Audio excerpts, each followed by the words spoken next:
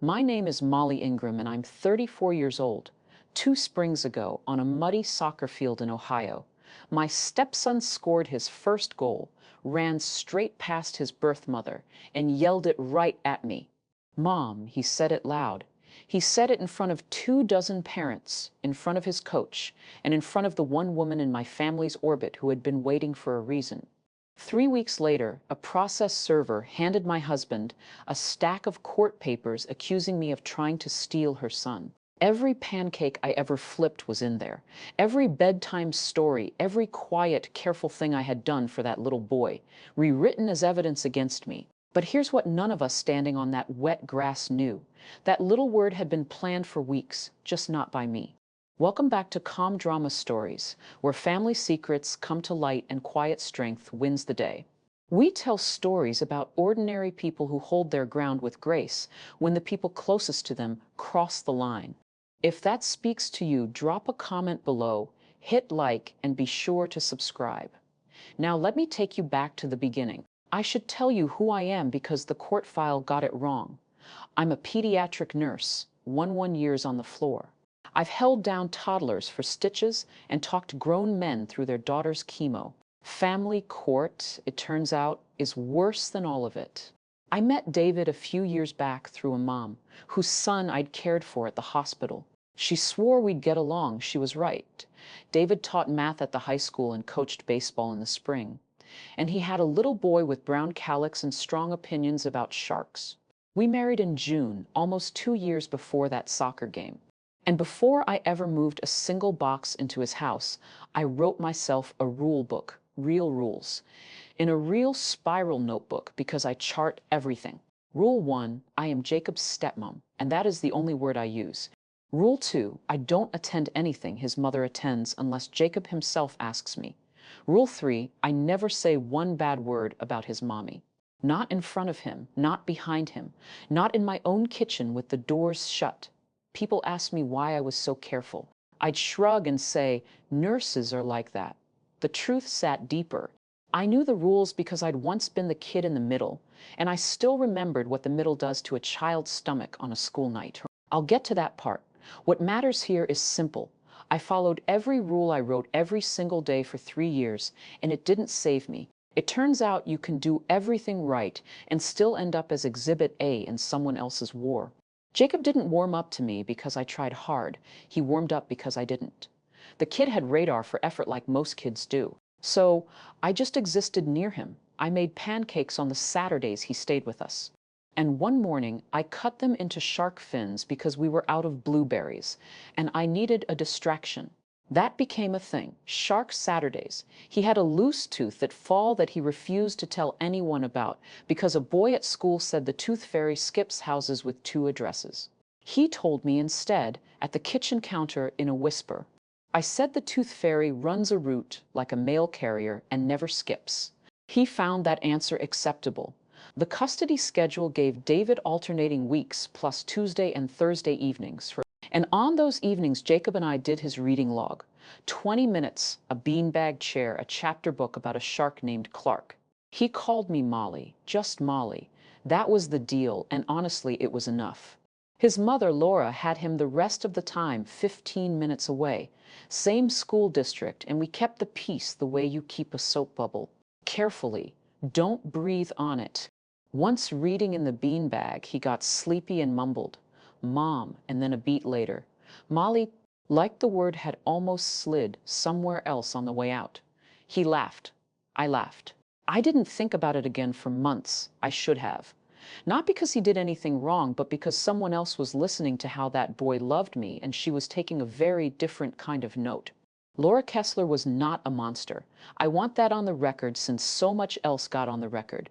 She was a dental hygienist with a perfect calendar and a spotless car, and she loved Jacob in a fierce checklist way. His birthday party that February was at a trampoline place planned to the minute.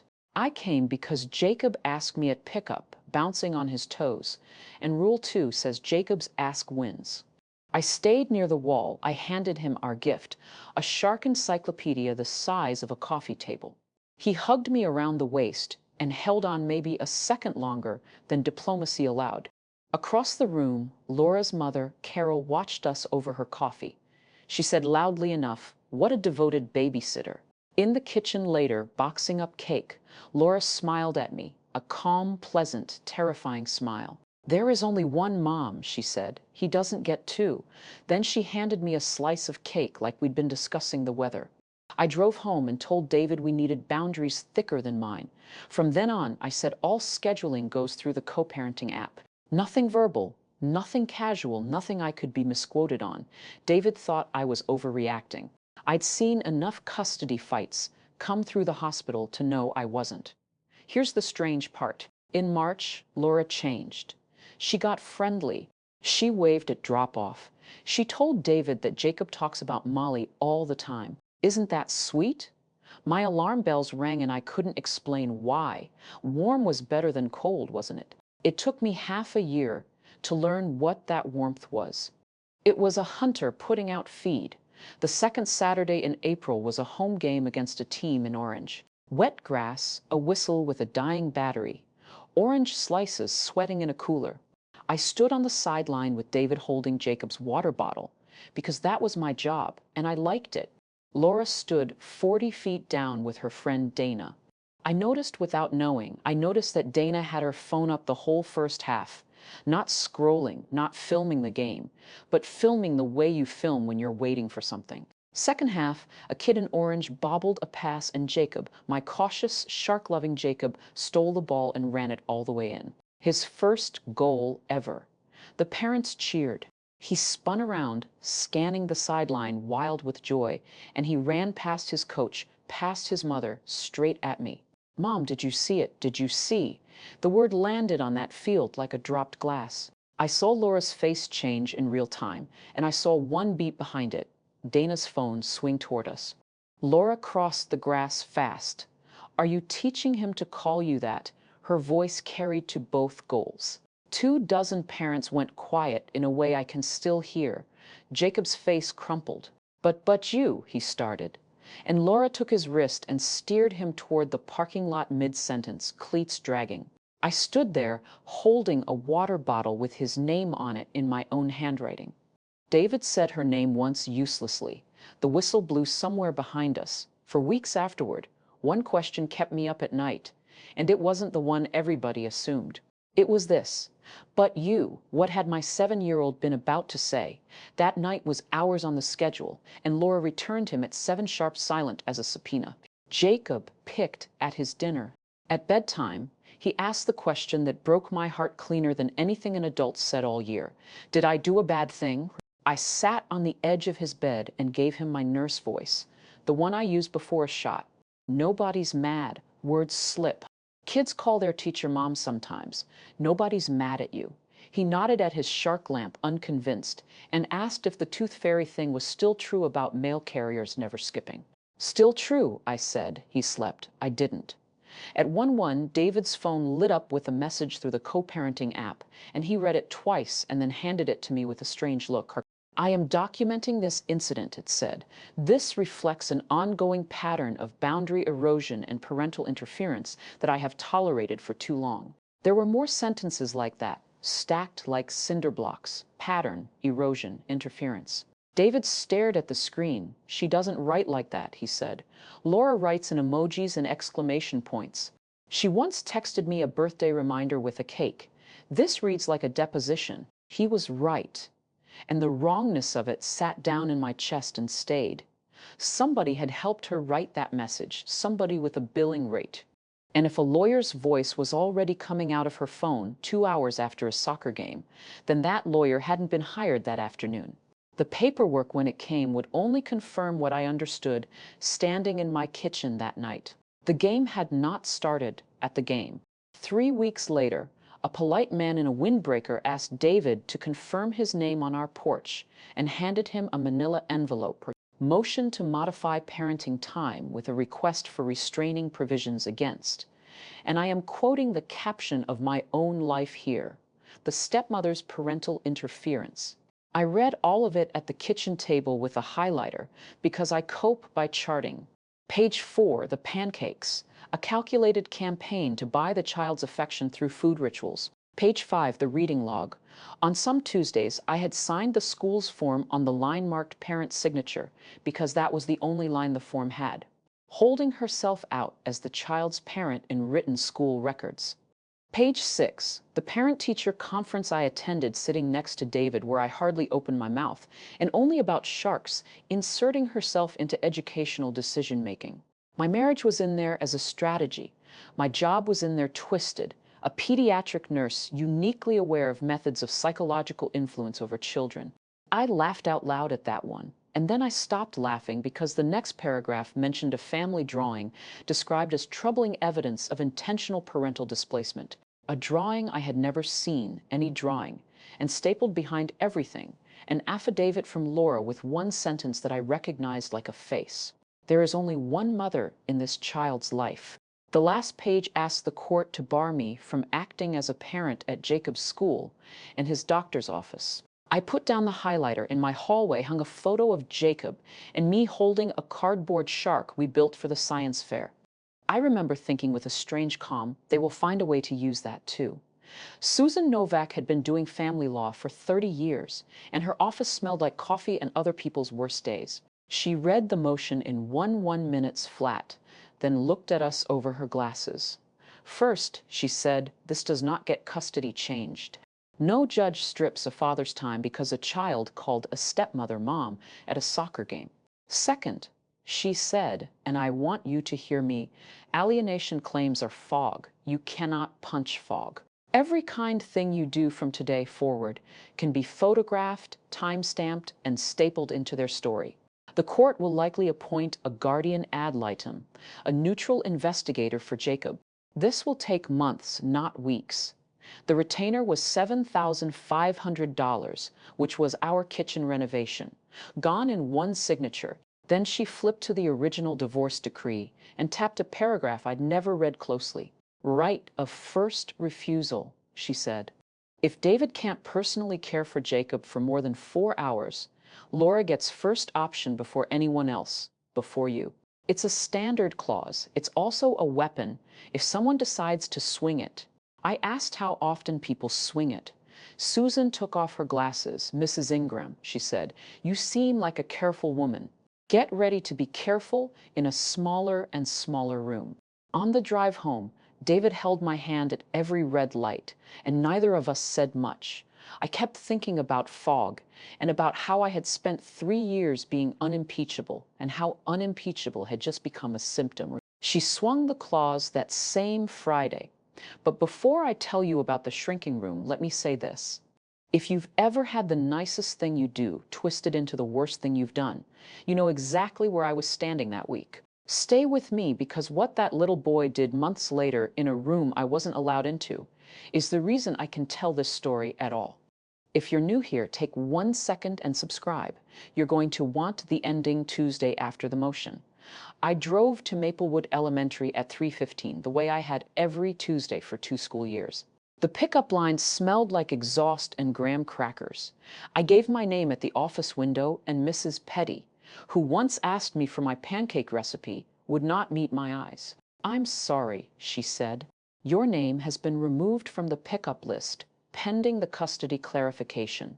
There is a letter on file, a letter from a law office dated 4 days earlier. The school wasn't taking sides, she explained, reciting it. When there is a dispute, we can only release students to individuals named in the court order. I understood. I hated that I understood.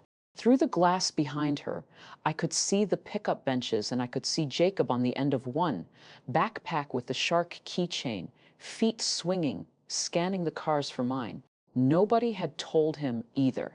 I called David, who left baseball practice with an assistant coach covering, and 40 teenagers wondering. I waited in my car where Jacob couldn't see me because a boy shouldn't watch his Molly be turned away at a window. That afternoon, the school mailed home updated paperwork, and in the stack was Jacob's emergency contact card.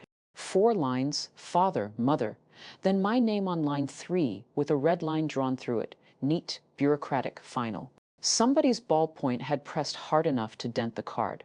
I put it in a drawer under the takeout menu so David wouldn't have to see it.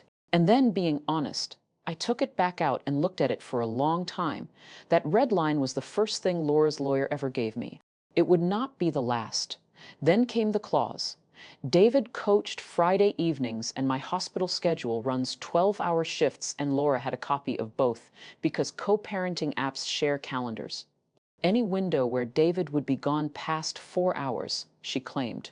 Fridays, a Tuesday when David had parent conferences, the Saturday of his team's away tournament. All of it legal, all of it correct, all of it aimed. Jacob started living out of a booster seat, backpack in one house, cleats in another, library book lost between the two. He fell asleep in the car so often that Laura bought a neck pillow, and I saw it on the seat at handoff, and something in me broke a little at how normal it looked. I'm a PEDS nurse. I know what stress looks like in a 7-year-old, and it doesn't announce itself. It chews its nails, it wets the bed again after 2 dry years, and it asks weird, careful questions at dinner. I flagged it to David the first week. He requested a schedule change from his athletic director, who is sympathetic and helpless because you can't reassign a head coach mid-season without benching the whole team spring. We adjusted everything we controlled. I moved 2 shifts. It wasn't enough hours to matter against a calendar Laura could read like radar.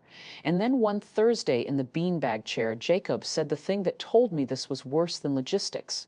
He wasn't reading. He was looking at the shark book without reading, which is different. Mommy asks me every night what you and me did, he said, and I don't know the right answer. I told him every answer that's true is right. He nodded like I'd given him homework. My stomach has not fully unclenched since. I said I'd get to the part about me, so here it is. Short version: when I was 9, my dad married a woman named Ruth. Ruth had flower hands and a laugh like a screen door, and she taught me to bandage a scraped knee without making it a production, which, if you're keeping score, is the entire job description of a pediatric nurse. I loved her fast, the way lonely kids do. My mother found out I'd hugged Ruth at a school concert, and on the drive home she gripped the wheel and said, "If you ever do that in front of me again, I will consider you lost to me." 9 years old, buckled in the back seat, learning the exchange rate on love. So I adapted. I loved Ruth in secret. In the daylight hours my mother couldn't audit, and I became useful because useful people don't get sent away. I set the table before anyone asked. I got straight A's, nobody had to check. I became the kind of nurse who charts everything twice, and the kind of stepmother who writes herself a rule book in a spiral notebook. You see the pattern. My whole life I believed belonging was a subscription you kept paid up through flawless performance. Ruth died the spring. I turned 26. At her funeral, my mother told the assembled mourners she was glad Ruth never had children of her own. I remember deciding in that pew that if I ever got a Jacob, he would never, not for one afternoon, live in the middle the way I had. I wrote my rule book so Jacob would never live my childhood. Laura was about to hand it to him anyway, laminated with exhibits. The guardian ad litem was appointed in May. Patricia Coyle, 58, sensible shoes, a canvas bag of legal pads, and the eyes of a woman who has been lied to by experts. Her job was to investigate both homes and tell the court what served Jacob, and I resolved to make her visit perfect. You already know where this is going. I cleaned the house to surgical standards. I laid out Jacob's routine in a binder tabbed school, meds, allergies, dentist, the reading log, the shark diorama schedule. I printed extra copies in case she wanted one for her files. She walked through our home for an hour, asked Jacob's favorite dinner, asked what I did when he misbehaved, took notes in handwriting I couldn't read upside down, which I only know because I tried. At the door, she paused and said, "You keep a very organized home, Mrs. Ingram," in a tone I chose to hear as praise. 2 weeks later, Susan got a read on the preliminary impressions, as lawyers do, and gave it to me straight because I asked for things straight. "She finds the home stable and the child bonded," Susan said. "She also described you as composed, prepared, and possibly rehearsed." Rehearsed. 11 years of charting twice, of being the calm one inches the room, of earning my keep through competence. And the first neutral observer of my life wrote it down as a warning sign. The one thing that had always kept me safe was now testifying against me. But here's what actually mattered from that visit, though I didn't know it yet. Patricia had asked Jacob about one thing only at length, the drawing from the motion, and Jacob had told her, matter of fact, I made it at school in March. March before the soccer field, before everything. I found out what the drawing was from Jacob's teacher, Miss Day, Hartley, who told me only what any parent in that hallway could have seen, careful as a bomb tech about the rest. In March, her class had done a unit called My Family. The kids drew their people and labeled them, and the drawings went up on the wall for spring open house. 22 crayon families under a paper rainbow. Jacob drew 3 stick figures. A woman with brown hair labeled Mommy, a tall man labeled Daddy, and a third figure, ponytail, holding what was unmistakably a frying pan, labeled Molly. There was a lopsided sun in the left corner, the same sun he puts in the corner of everything. That was it. That was the whole crime. A 7-year-old drew the people who love him and included the one who makes the pancakes. Miss or Hartley remembered open house night because Laura had stood in front of that wall for a long time, long enough to be noticed by a teacher managing 40 conversations at once. Then she photographed it and said nothing to anyone. And 3 weeks later, she got friendly at drop-off. And 5 weeks after that, Dana's phone came up at a soccer game and stayed up. I walked to my car doing the math over and over like a tongue on a chipped tooth. She saw the drawing in March. The warmth started in March. Whatever happened on that field had been loaded somewhere between a paper rainbow and a trampoline birthday party.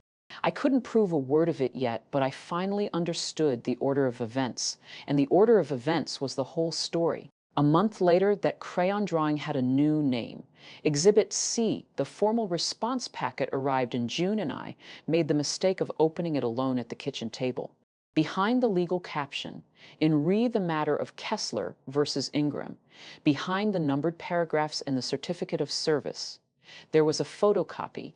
Jacob's drawing My Family, in his careful backward-leaning first-grade letters, Mommy, Daddy, Molly, with the frying pan, the lopsided sun gone gray, because photocopiers don't believe in suns, and in the bottom right corner a white sticker with black type, Exhibit C. I sat with that page for a long time. I have held a lot of heavy things in my hands, other people's newborns. A mother's shoulders, while a doctor said the worst sentence there is. I'm telling you that a photocopied crayon drawing with an exhibit sticker on it is heavy. They stapled a 7-year-old's love behind a court caption. That is the sentence I couldn't get out of my head, so I said it out loud to the empty kitchen. And then I put the page in the binder because I chart things. It's how I stay upright.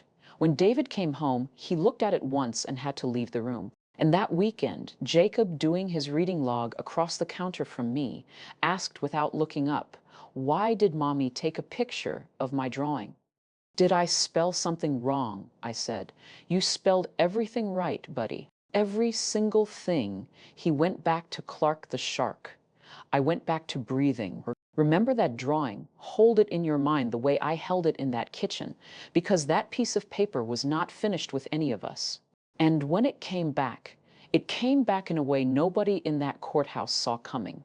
The interim hearing was in July in a beige room with a magistrate named Whitmore, who had the voice of a man grading his 9,000th essay. Laura's attorney played the video.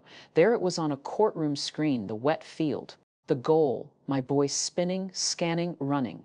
Mom, did you see it? Did you see freeze frame? The clip stopped one breath after the word, cut clean, before Jacob turned, before the "but you," before Laura's hand closed around his wrist. Edited grief looks very tidy. Her attorney called the video a window into a confused child's daily reality. Susan objected to half of it and won a third. Magistrate Whitmore rubbed his eyes and issued what courts issue when they can't yet know anything. An interim order. Pending investigation. Mrs. Ingram shall not hold herself out as a parent to the child's school or medical providers. It wasn't a finding. Susan said that 4 times on the courthouse steps. It doesn't say you did anything. It says the fog needs time. But orders don't read the way they're intended. They read the way they land. I sign medication sheets all day. My signature keeps children safe from the wrong dose. and a court had just ordered me not to sign a 7-year-old's reading log. I went home and did something I'm not proud of.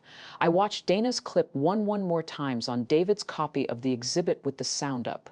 And on the 11th time, I stopped asking what the video showed and started asking what a jury of one me could not stop wondering. How long was the original recording? Why did it start before the goal? And who tells a friend to stand at a kid's soccer game filming the sideline instead of the game? 2 weeks into the new schedule chaos, Jacob stopped calling me anything at all. I noticed it the way you notice a missing tooth with your tongue before your brain catches up. He stood in the kitchen doorway one evening, twisting the hem of his shirt and said, "Hey, can I have some water?" Hey, was my new name, not Molly, not anything. Because somewhere between two houses, a boy had concluded that every name in his mouth was a landmine and the safest word is no word. I got him the water. I kept my voice level, nurse level, while something in my chest sat down on the floor. David and Laura had already agreed in one of their only civil exchanges that summer to get Jacob a therapist, a gentlewoman named Dr. Reyes with a sand tray and a fish tank. That agreement, for the record, is the single thing the whole apparatus got right on the first try. After a session in late July, Dr. Reyes told them both what I could have told anyone from a beanbag chair. He's learning that names have consequences. She said he's protecting the adults by erasing himself. He is 7. That night, I took out my spiral notebook, the rule book, and I wrote a new rule at the bottom. Rule 4, need nothing. Not a name, not a title, not a thank you. Then I looked at it for a while and I tore the page out because even I could hear it. The old reflex. The girl setting the table so she wouldn't be sent away. Here is what I knew for certain by August. A kid too scared to say your name will still crawl into your lap after a nightmare. He did twice. No court order reaches that far. Nothing does. In August, my steady husband hit his limit. He came home from a deposition prep call with Susan, dropped his keys in the bowl hard enough to chip it, and said, "We're done defending. I want to go after her, investigate her spending, her boyfriend history, a psych eval, all of it. She is burning our family down, and I keep handing her matches." And I said, "No, not a gentle no, a flat one. I will not do to Jacob's mother what she is doing to me," I said. And David, who had watched me get erased from a pickup list without raising my voice, finally raised his. "You don't get to be the only person in this house with principles, Molly. Your principles are losing. It was our first real fight, the kind with a closed door and a spare blanket on the couch. He wasn't wrong about the losing. I wasn't wrong about the matches. Near midnight, he came and sat on the edge of the bed and told me something I'd never heard in a voice. I'd never heard. The day Laura's divorce was final, her mother, Carol, took her to lunch in public at the church women's favorite restaurant and told her divorce is what women do when they failed. Her own mother in front of the lunch crowd, that church, that women's circle, that scorekeeping, that's the water Laura swam in her whole life. David said, "I'm not excusing her, I just know where the wound is." I lay awake a long time after that because I knew that verdict. My mother had handed down the same one from the front seat of a car when I was 9. 2 women, 1 fear, 2 different ways of gripping. That thought didn't soften me. It clarified me. The last Thursday in August, Jacob spiked a fever. Nothing scary, 101 and change, a virus doing laps around the 2nd grade. It was our night on the calendar, and Laura, to her small credit, didn't fight the handoff. He couldn't sleep, so I sat against his headboard, and he leaned on my shoulder, hot and heavy, drifting in that in-between place feverish kids go. And out of that place, into the dark, he said it. "I did it wrong. Did what wrong, buddy? The mom thing," he said. "Mommy practiced with me in the car. She said if I called you Mom at my game after, I would get a surprise. But then she got mad anyway, so I did it wrong, right?" The shark lamp hummed. My whole body went very still, the way it does at work when a monitor changes its mind. There it was. The missing half of "But You." The friendly march, the phone already up and filming. A little boy rehearsing a word in a booster seat. Thinking it was a game, thinking there'd be a surprise. And the surprise was watching every adult he loves detonate. I want to be honest about the next 60 seconds because they were 60 full seconds. I am married to a man with a lawyer on retainer. My phone was in my pocket, one voice memo, and this whole nightmare flips. I did not take out my phone. I did not ask him a single follow-up question. I was not going to turn my stepson's sickbed into a crime scene. And if you want to know the exact difference between me and the woman suing me, that pocket is where it lived. I pulled the blanket up and said, "You did nothing wrong, not one thing." And he was asleep before the sentence finished. Then I sat in the dark doing the terrible math. My stepson had just handed me the truth that could end the entire case, and I could never, ever use it. If you've ever held proof you refuse to weaponize, tell me in the comments. I read them. And subscribe, because the way that truth finally got out through a door I never touched still gives me chills. I told Susan the next morning in her office, no notes. I told her what he said and what I didn't do. And she looked at me the way triage nurses look at people who walked in carrying their own severed finger in a lunchbox. Calm, impressed, slightly alarmed. "A feverish 7-year-old's bedtime sentence is not evidence," she said. "And you recording him or coaching him to repeat, it would be the exact crime they've accused you of. So, we agree. We don't touch the boy." Then she leaned back and put her glasses on top of her head. "But there are clean doors," she said. "Door 1, they made that video in exhibit. That opens discovery about the video itself, how it was made, who made it, and what was said around its making. I can subpoena the messages between Laura and the friend with the camera. That's not spying. That's procedure." They invited it the moment they filed the clip, door 2. Patricia Coyle still has to interview Jacob alone. No parents, no scripts. It's a standard part of every guardian ad litem investigation. We don't request it. We don't shape it. It simply happens. Whatever that child says in that room, he says on his own. I sat with that, and then I set my one condition and I made her write it down, which amused her not at all. Nobody prepares Jacob. Nobody rehearses him. Nobody so much as tells him the interview matters. If the truth walks out of that room, it walks out on its own feet. Susan said, "You understand? You're tying my hands." I said, "My hands." You can tie his nobody ties again. She sent the subpoena out that week. Discovery takes weeks. She warned me. These things crawl. The truth, as it turned out, took 9 days. The production came back on a Tuesday, a PDF of message threads with a cover letter. And Susan called me before I'd finished my shift. "Come in," she said. "Bring David. Don't speed. The messages between Laura and Dana started 3 weeks before the soccer game. Laura, be at the 10 o'clock game Saturday morning. I need you filming Dana." "Filming what?" "His team is terrible. No offense." "Laura, keep your phone on the sideline, on us the whole game. You'll know it when you hear it." Dana, okay, weird, but fine. And then the one Susan had flagged with a paper clip. An actual paper clip like it was 1995. "Laura, don't worry. I've been working on it with him all week. He'll say it 8 days after that. Laura, did you get it? Send me the clip tonight before you send anything to anyone." I read the thread twice. David read it once and walked to the window and stood there with his hands on his head like a man watching his house burn from the lawn, which in fairness is what he was. Susan was professionally speaking delighted. "This is manufactured evidence," she said. She built the incident, staged the camera, scripted her own outrage, and then filed the product with a court. Combine this with whatever the Guardian elicited from him, and this case doesn't just collapse. It reverses.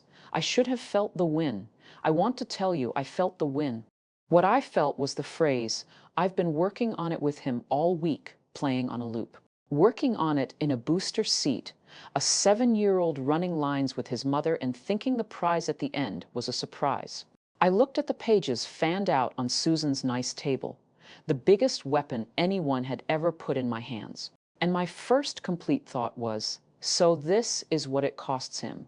Before anything could reverse, September came and with it the fall family open house. Jacob had been building a shark diorama for 2 weeks.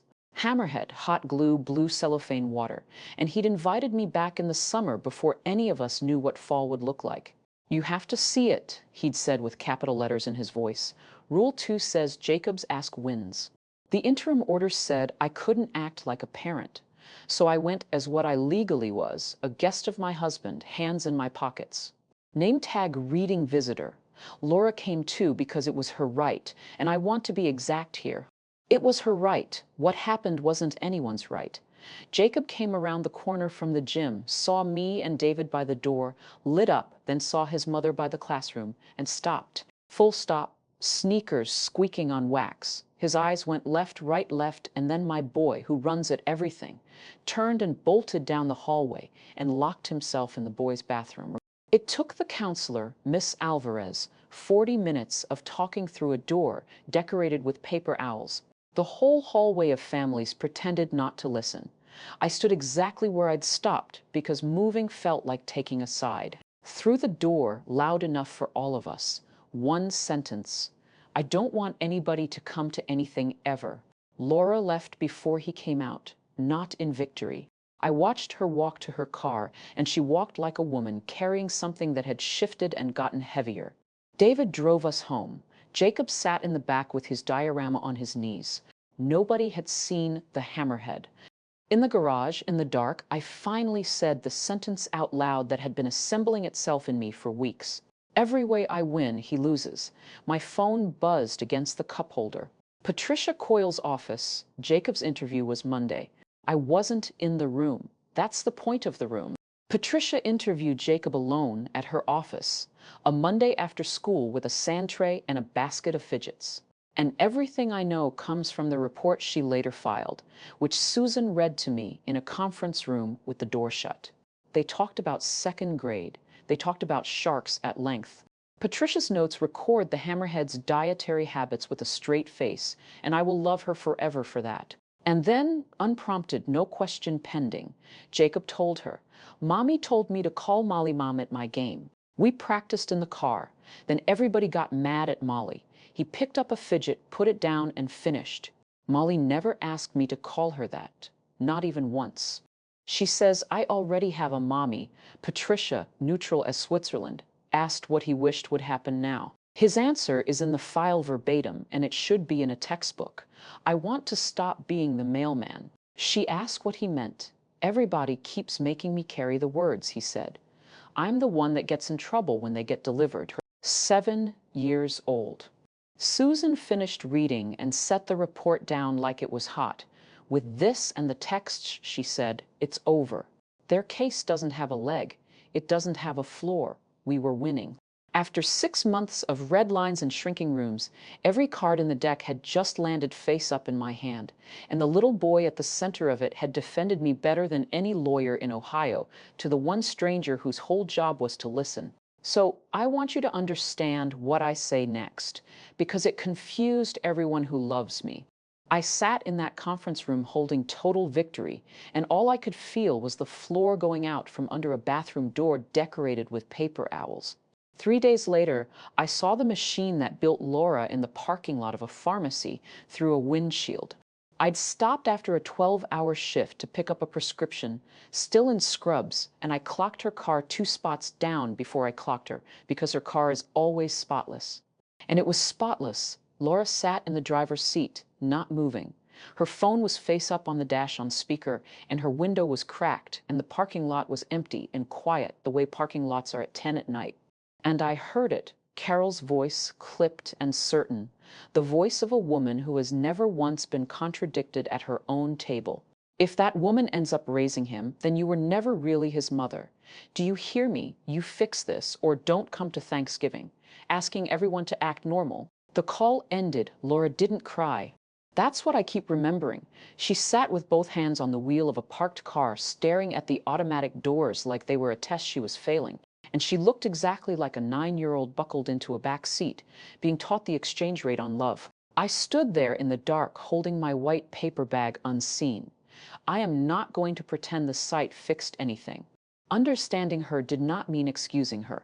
She built the trap. She rehearsed a baby in a booster seat and sprang it on all of us. And some morning very soon, a magistrate was going to read her own text messages back to her. That was all still true. But I drove home knowing one more true thing, and it changed the shape of everything I did afterward. Destroying Laura wouldn't end the machine. It would just prove the machine right and hand it a new child. Susan called that night with her plan to finish the case. Her plan, not mine. Susan's plan was clean and total, and she laid it out at our kitchen table like a general with good news. We file the texts and the guardian ad litem's report. Manufactured evidence, litigation abuse. We request fees and we ask that her parenting time be supervised while she completes a psychological evaluation. You walk out officially blameless, Molly, on paper forever. There are days I can still taste that offer, and then I looked at the binder on the counter at the gray photocopy sticking out of it. Exhibit C, the sun gone gray, and I asked Susan one question. Is the file public? She said what lawyers say court records generally are. Some things can be sealed, no guarantees. So walk it forward with me. Jacob turns 17. He's curious. Kids get curious, and he pulls the file, and he reads a court finding that says his mother lost him because of things he said in a room with a sand tray. He finds out his own sentences were the ammunition, that he was the mailman one last time, and the letter took his mother down. I looked at David. Every way I win, that way he loses. I watched my husband, who had wanted scorched earth since August, look at the drawing for a long moment and then nod once, like something expensive breaking quietly. So here is what we're going to do instead, I said, and I laid it out. The evidence stays in the holster. We use it once in private as leverage, and we trade it for the whole war. Schedule stays. Family therapy. All of us court-ordered so nobody can drift out of it. Every allegation withdrawn. And the texts, the report, Jacob's words sealed away forever where he can never read them. Susan rubbed her temples and said, 30 years and no client has ever asked me not to win. I said, I'm asking you to win something else. The hearing was Tuesday. The Franklin County Courthouse on a Tuesday morning smells like floor wax and instant coffee and nerves. I emptied my pockets for the metal detector, watched my wedding ring roll around a gray plastic bowl, and thought about how many families had watched their whole lives roll around that bowl. We got there early. Laura's side got there earlier. She sat on the far bench in a blazer with the tags freshly cut, hands folded, and one row behind her, spine like a level, sat Carol in the good pearls, presiding. Dana was not there. Dana, Susan had told me, had gone very quiet since a subpoena with her name on it had entered the world. Laura's attorney looked relaxed. That's the detail I keep. He was relaxed because as far as their table knew, this was still April's case. The video, the drawing, the pattern, the fog. The subpoenaed messages had gone to lawyers, not to clients' mothers, and Laura had clearly not volunteered the contents to anyone she feared.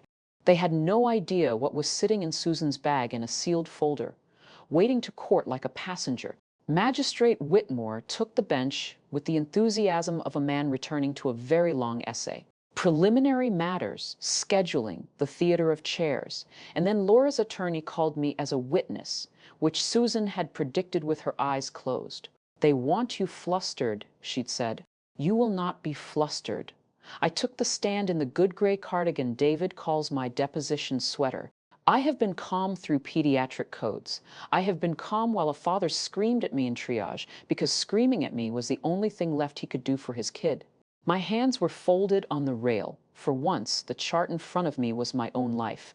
Laura's attorney stood, buttoned his jacket, smiled the way men smile before an easy layup, and asked his first question. Mrs. Ingram, do you love Jacob? Yes, I said.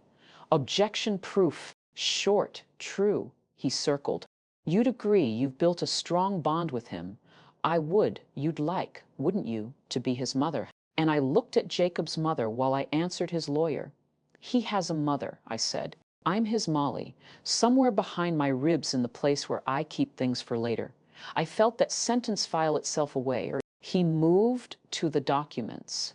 You signed his school reading log on the parent line, correct? On the line the form provided, yes. There was no other line. And did it concern you signing as a parent? It concerned me enough. I said that last fall I asked the school office whether the form could add a caregiver line, and they reprinted it. And the reprinted form is in evidence.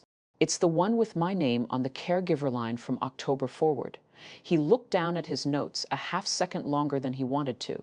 Susan didn't move, but I know satisfaction when I'm sitting near it. He tried the conference. He tried the pancakes. And the answers were short and boring, which was the strategy. Mine and my nurse's training. Boring is what true sounds like under oath, so he reached for the centerpiece. "Let's discuss the video," he said, and something in the room tilted toward the screen, and Magistrate Whitmore, who had watched that clip in July, glanced at it with the first visible interest of his morning.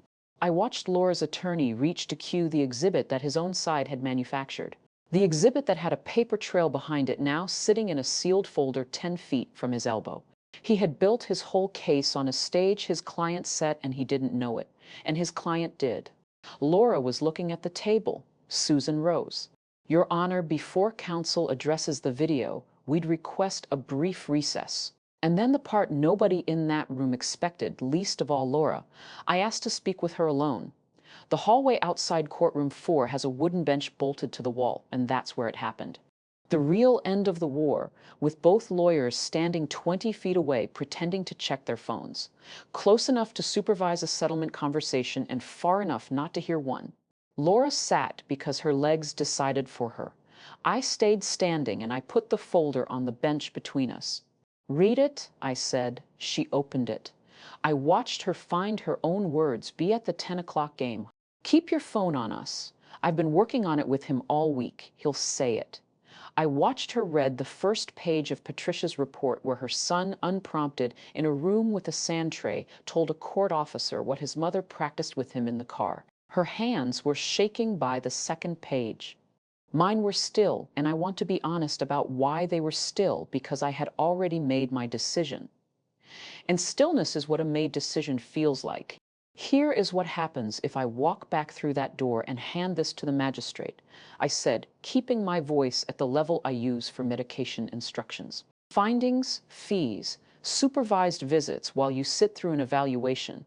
Your mother's church gets a story with your name in it that never ever goes away. And in 10 years, a 17-year-old pulls a public file and learns that his sentences were the bullets." She looked up at me then, and she was not a litigant. She was a woman watching the doors close. "Why are you showing me this out here?" she said. "Why not in there?" And I told her the truth. I had crossed that hallway to deliver. "Because you were right about one thing," I said. "He doesn't need 2 moms, he needs 2 grown-ups. So here is the one-time offer. You withdraw every allegation today on the record. We sign a stipulation. The schedule stays exactly as it is. None of your time changes. And all of us, you, me, David, go into family therapy court-ordered, so nobody gets to quit. And this folder gets sealed forever. No findings, no file for him to find. It will always say you withdrew, and it will never say I was innocent. I give up the verdict. You give up the war." She stared at me, and her voice came out cracked in the middle. "Why would you give that up?" And 9-year-old me answered her from the backseat of my mother's car. "Because somebody once made me choose sides," I said. "And I know exactly who that little girl grows up to be. She's sitting on this bench." Laura signed. Her attorney read the stipulation in the hallway with the expression of a man watching a winning lottery ticket dissolve in the rain. And to his credit, or his billing forecast credit, he made no speeches back inside. The lawyers approached the bench together, which in that building is what a white flag looks like. Magistrate Whitmore read our joint stipulation slowly, then looked up over his glasses at both tables. "Counsel," he said, "in this courtroom, an agreement like this is what the winter solstice is today. Rare and a little suspicious." Then he went through it aloud for the record. Parenting schedule unchanged. All pending motions withdrawn with prejudice, which is legal for, you can't take it back. Family systems therapy for all 3 adults and the minor child through Dr. Reyes's practice with quarterly compliance review, court-ordered, exactly as I'd asked, so nobody could drift. The interim restriction on me dissolved. And the designated discovery materials and the guardian ad litem's interview excerpts sealed by agreement of the parties. "So ordered," said Whitmore, and the gavel he didn't even bother to lift fell anyway, somewhere in my chest. And then the part I did not negotiate, the part no one saw coming, least of all me. Laura stood. Her attorney reached for her sleeve. "Missed Your Honor," she said, and the room got the particular quiet that only unscripted moments get in a courtroom. For the record, I withdraw every allegation against Mrs. Ingram, all of them. Her voice cracked open on the next sentence, and she said it anyway into a room containing her own mother. She never tried to take my son, not once. Whitmore watched her for a moment, then nodded. Noted, he said, and that single word entered the transcript, which is the only place I ever needed it. Carol rose and left the gallery before the session closed. Pearls in posture and silence, and the big oak door swung shut behind her with everyone watching and no one following. What she left behind stayed sealed. Somewhere in a court vault today there is an envelope, and inside it a little boy says, "Molly never asked me to call her that, not even once, to no one forever." That silence is the most expensive thing I own. We drove home on a Tuesday afternoon. Nobody had won. That was the victory. Therapy was not a montage. The first session, Laura sat as far from me as the room allowed and answered in single sentences. And Jacob built a wall out of sand tray fences down the middle of everything, which Dr. Reyes said was not subtle and not bad. Walls are how kids ask if the fighting is really over. The fourth session, he drew again. Small stuff first. Sharks. Obviously, Dr. Reyes gave him the words we should have given him in April. You get to love everybody, she told him with all three of us listening. The grown-up feelings in this family are grown-up jobs. You are fired from all of them. Jacob thought being fired was hilarious, and something in the room unclenched by a degree. And that's how it went. A degree at a time for months. The bedwetting stopped in October. The nail-biting took longer. The reading log came back to our Tuesday and Thursday counter. And this year's form had the caregiver line printed right on it. And my signature sat there, legal and boring, the way I like my signatures. Laura still used the 4-hour clause. It was still her right, and the first Friday she took, the app chimed with a message that had exclamation points in it and zero legal vocabulary. Thanks for the heads up about cleats. That may not sound like a peace treaty in this family. That is the entire Treaty of Paris. In November, Jacob stood in the kitchen doorway with his water cup, and he didn't say, "Hey, he said, "Molly, can I have some water?" My own name back in his mouth, like it had never been a landmine. I filled the cup slow so he wouldn't see my face. Nurses cry in the medroom. That's the rule, and I broke it standing at my own sink. In the spring, almost a year after a wet soccer field, Dr. Reyes ended a family session by asking Jacob if he wanted to share his homework. And he pulled a folded paper out of his backpack with the ceremony of a boy presenting state secrets. A new drawing. 4 people this time, 2 houses. One lopsided son in the left corner where his sons always live. Mommy in front of one house. Daddy and me in front of the other. My stick figure holding, of course, the frying pan. And underneath in careful backward-leaning letters a caption that took him 2 lines. I have a mommy and I have a Molly. Laura looked at it for a long time, the way she once looked at a wall in March. And then she did something no court could have ordered. She laughed wet-eyed and said, "That's exactly right, Bud. That drawing is on our refrigerator today. Not in a binder. No sticker in the corner." The next fall, at his first game of the season, I stood at one end of the bleachers and Laura stood at the other, which is not friendship and was never the assignment. 2 grown-ups, 1 field between us. Holding Jacob stole a pass and scored his second career goal, and he spun around and found us both. 1 look each end of the bleachers and waved with his whole arm. And both of us stood up at the same time without checking each other first. Carol wasn't there, the women at her church, I'm told, still tell the story her way. Some machines you don't get to switch off. You just stop feeding them your kids. I spent my whole life believing love was a chair you had to earn and guard. And Laura spent hers